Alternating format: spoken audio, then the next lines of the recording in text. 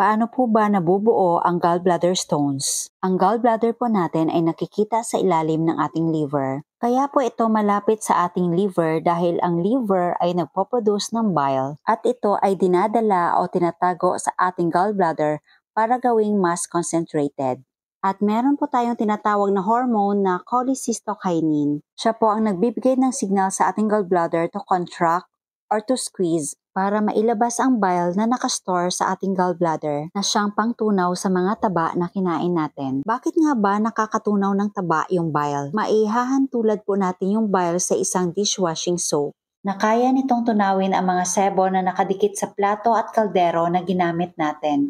At alam niyo po ba na ang bile ay gawa din sa cholesterol? Kung enough po ang napoproduce ng ating liver na bile, ay maganda po ang panunaw natin ng taba. Ganon din ang absorption ng vitamin A, D, E, and K. Kaya kung consistent po tayo sa pagkain ng taba or mga fatty food, tuloy-tuloy po ang paggamit natin ng mga bile na nakastore sa gallbladder. Ang problema kapag tumigil po tayo sa pagkain ng high fat or kung mag-switch po tayo sa non-fat or low-fat diet, madalang na lang natin magagamit o baka minsan hindi na talaga magagamit yung bile na galing sa liver na nakastore sa gallbladder.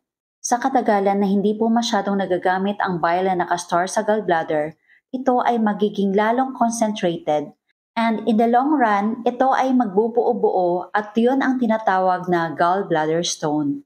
To avoid formation of gallbladder stone, huwag po matakot kumain ng fat or taba para po ay magagamit ang bile na ginagawa ni liver araw-araw. Kaya sa mga naka-non-fat or low-fat diet na merong gallbladder stone, kailangan kumonsulta sa inyong doktor para masuri yung size ng gallbladder stone dahil kung ito ay magbara sa daluyan ng ating bile ay napakadelikado na pwedeng ikamatay ng isang pasyente.